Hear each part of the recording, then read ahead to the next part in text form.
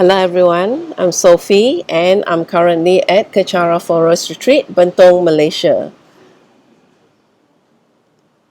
I'll continue reading from Rinpoche's book, and this is the book that I'll be reading from, Peace, a short compilation of short teachings. Sam Rinpoche. Still not very clear the words. Okay, here we go. Right. I'll be reading from part 4, Peace is Transforming, and chapter 17, Misunderstanding, which is page 135. Before that, I will go to a scenery and a very beautiful scenery. Right, so page 135, chapter 17, Misunderstanding. We need to create transformation today so we can create new ideas about ourselves tomorrow. From a Buddhist perspective, we believe that whatever experience we have, whether positive or negative, it is how we react during and immediately after the experience that creates karma. On a worldly psychological level, we believe that when the experience is over, what we are doing during that experience, the way we behave and talk, and our body language creates a reputation for us. This reputation precedes the actual results to come and causes people to form preconceived ideas of whom, what, and how we are. Whether these preconceived notions are true or not does not matter. People experience us as we experience them. For example, you may normally be sloppy and unaware, and you forget things. You may not pay attention and are not alert.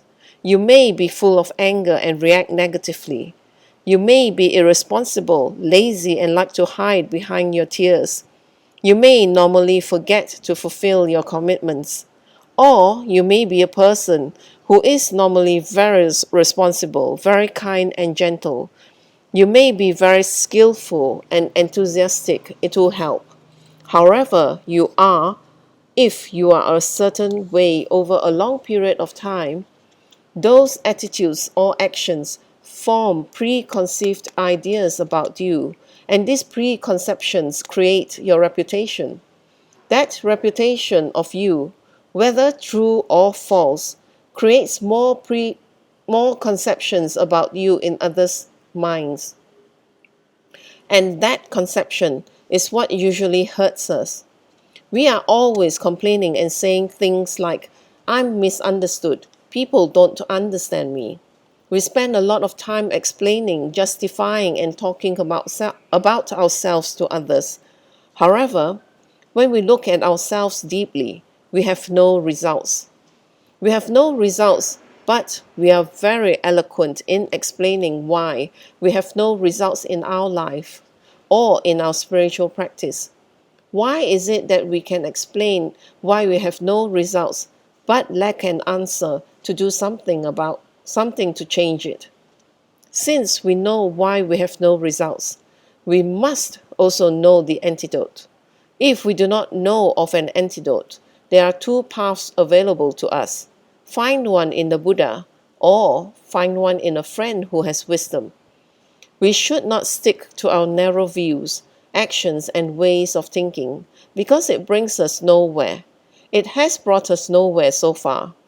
Therefore, if we have bad relationships with our parents, our spouses, our friends, or people we meet, and we are constantly misunderstood, we need to understand that we have created that reputation for ourselves, directly or indirectly. We need to stop explaining and justifying. We might even have created that reputation for ourselves on a subconscious level. There are some of us who think that we have been very good in this life. In our ignorance and darkness, We might believe that we have not done anything wrong and that it is unfair of people to think badly of us and accuse us. There is a reason and a cause for that. We might be acting in situations without consciously realizing how we act. Yes, people might misunderstand us because of the way we do things. But should we spend the rest of our lives explaining how good we are? Or do we live in a world with a lot of other sentient beings and should therefore learn to accommodate their needs and ways of thinking? What we also need to understand is that even if we have not done very much in this life, the habituation may have come from a previous life. Past life regression therapy is not just a Buddhist concept. It is also very, very big in the West these days.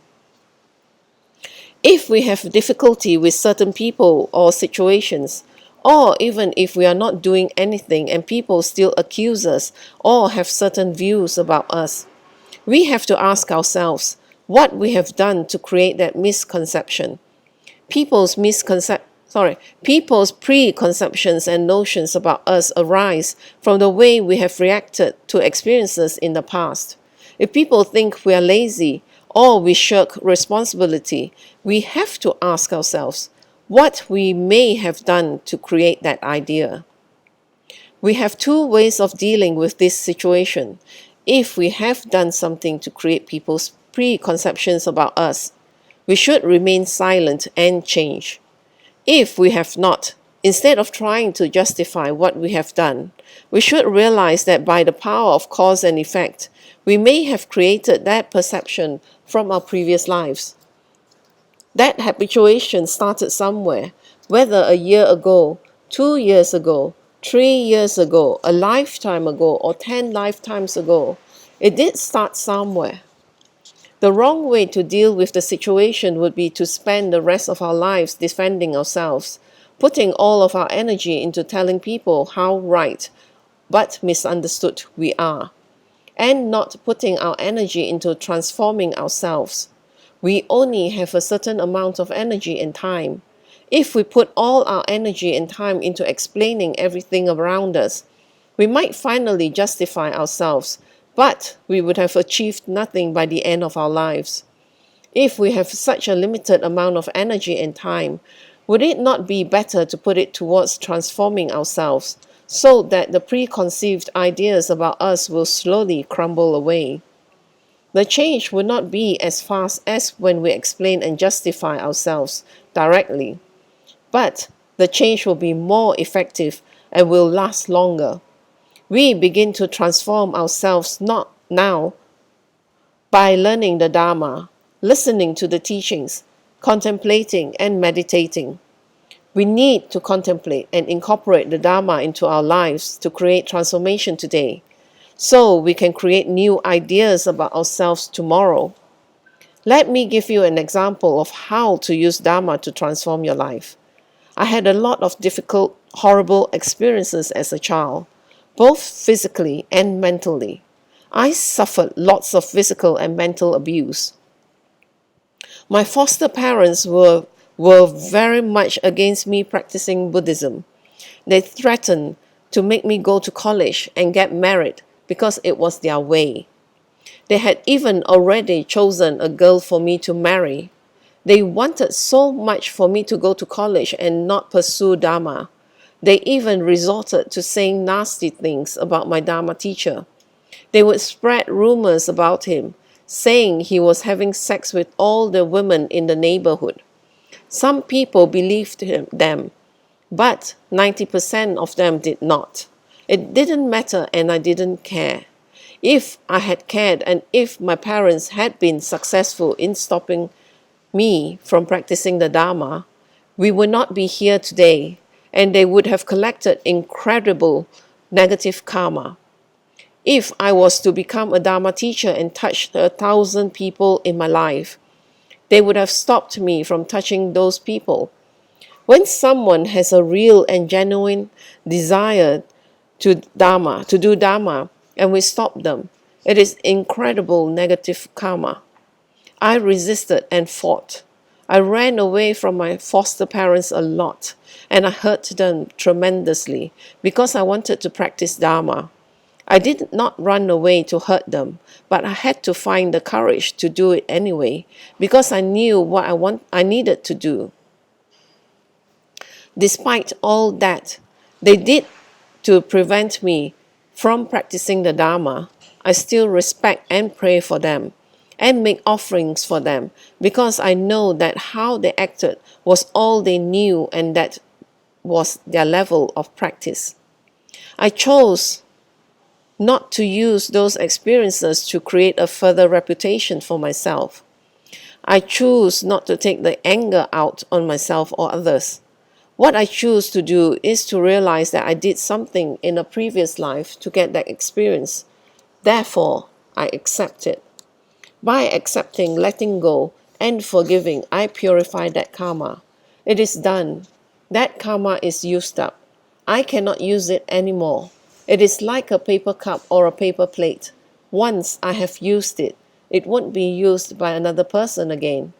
However, if I harp on about it, if I focus on it and do negative things as a result of it, or if I justify my actions by saying that they are the results of being hurt and abused, I will be like the boy who cried wolf. In the end, no one will accept my justifications anymore. People may accept justifications once or twice, but not on a continual basis. People who do not wish to find the courage to do something more or take any action or responsibility will justify their actions by bringing up previous experiences or things that were done to them in the past.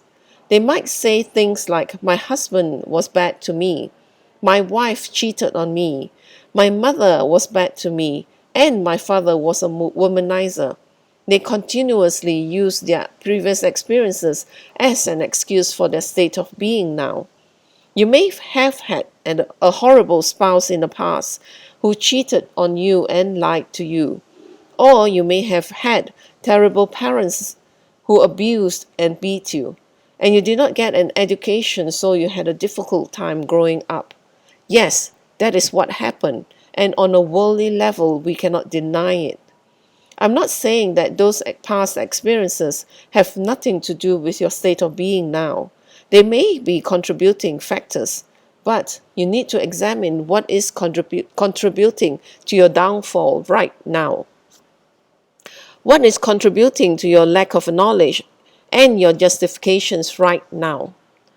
What is it that you're doing now? Think about it logically. If those previous experiences have led to what you are now, your experiences now and today can lead to what you will be tomorrow. You cannot live the rest of your life based on what has happened to you and continuously use that as a justification. That is you grasping and holding on to a projection and not letting go of something that happened to you in the past. Instead, you will continue to create karma from that event. If you were at fault for what happened in the past, you will reinforce that fault now by not letting go, and you will repeat it again and again with new people you meet. If you were not at fault, you are creating the fault now, because when you hold on to the previous experience and you act out on it, you create more karma to have it happen again. For example, I might have had an older brother who was very mean to me when I was young. For years, he would beat me up and take my food and toys away. When I grow up and become a successful businessman, I get my revenge on him. He may be working in a low-paid job, struggling financially, and when he comes to ask for money, I make him kowtow to me and I make him feel small. I extract my revenge. What I should realize is that what he did to me is over. But because I'm holding on to past experiences, I act negatively towards him. From that past experience, I continue to create more and more negative karma. How we live now is the result of our experiences or dreams, what we wanted to be or do. or the hopes we had earlier in life, or even in a previous life.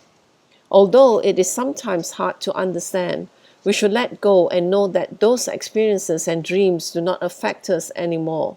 Change now. Changing in Dharma with Dharma, by Dharma, creates new attitudes to experiences now and in the future. We transform so we do not create or sustain a negative reputation for ourselves, nor reaffirm our negative actions. Thus, if we are creating negative karma now, it is due to our past experiences. We can examine that statement further. If we are creating a lot of negative karma now, it is due to the reactions we have had in our previous experiences. Think. People can be beaten and react positively. People can be beaten and react negatively. Deep Dharma practitioners move on when they have been beaten. They say, I have purified my karma. It is okay, and I will avoid holding on to that in the future. I forgive that person. And from there, they do not create any more harm. People who do not move on will probably try and obtain revenge. They might become angry. They might even beat up or kill other people. Whatever it is, they will definitely hurt others by not moving on. I do not deny that what happens to us now is based on our past experiences. However, if we keep basing what we do now or tomorrow, the next day, the next week, the next year, on what has happened in the past, we will continue to live the way we are and never progress. In my case, if my parents have stopped me from leaving and teaching the Dharma and benefiting people, I might have held on to that and be living now with a lot of anger and resentment. When we base our current actions on previous experiences, things may even worsen for us because there will come a time when our age starts to show, when our metabolism slows down, and when the energy and zest of our youth goes away. Even if we still have the energy and zest of youth, it is not very significant either. Many youths waste their time on activities that eventually destroy them emotionally. When we hold on to our past experiences and base our current experiences on these past experiences, we lose on a worldly level. On a spiritual level, Buddhism explains that when we hold on like this, each and every prayer we say with the aspiration of benefiting all sentient beings becomes a farce and a lie, and we are fooling ourselves. If we cannot help ourselves to let go of something that happened in the past, which we may have created ourselves, then how can we help others? Remember that I do not deny that the experience is there or that it happened. What I deny is how we reacted to the experience and what we do in conjunction with and as a result of that experience. I'm not simply talking about how we may have reacted immediately to that experience, but also how we acted and held on to it the next year, and the next year, and the next year, all the way up until this moment. Therefore, what has happened to us in the past is what we are now. Our past experiences have influenced our actions and the harm that we are creating now. Following on from that logic, what will happen to us in the future depends on what we do now.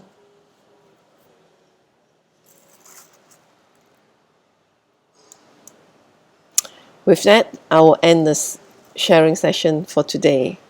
So remember, as we know, we are what we experienced previously, and if we wish to have a good life or good experiences in the future, we need to take responsibility, take action, and not create the experiences that will become what we are in the future. So always, as I said, be aware of our actions, our thoughts, and how we treat others. Always try to make others feel happy, and in the end of it, we will be the one who feel the happiness too. We'll make ourselves happier. So thank you for sharing your session with sharing this session with me, and I will end this with a completion dedication in Tibetan. Jangjo Senjo Rinpoche, Maki Panam Geishi, Ke Panam Pame Payang, Goni Gondo Pewashu, Tony Toa Rinpoche, Maki Panam Geishi, Ke Panam Pame Payang, Goni Gondo Pewashu, Daso Jini Sapagi Wadi, Dandandro Aguna Kapadang, Jepa Jesu no Santrapai, Tamping Imporindo Sa Se Sho, Kewa Kunto Yandala Manda, Drami Joki Palano Jojing, Sadam Langi Yoterazone, Doje Changingo Pangatuso, Gewadi Yaguda, Lamasang Yadrione, Joachika Malupa, De Salagopasho, Choki Kapusungapa, Chosunapa Pewala, Geki Samasi Wadang, Tunki Malu Sawasho. Dadam songi dusandan, Drewa songi latini, Gewa losantrapai, Tampayo riva, Giushi, ni modele sendele, ni mingun yandele, ni sintatu dele pel, Kunchu songi jingilo, Kunchu songi ngodroso, Kunchu songi trasi, sho. Yes, lama kusa rapting ching, nam katrini chok pad, losam tempe draw me subsungi, draw a musa tatoni, Giushi. Gang we raw we ko wishing come them, Pendan or malu go in a charin sing one ten sing get so shape shiri badu deng Giushi.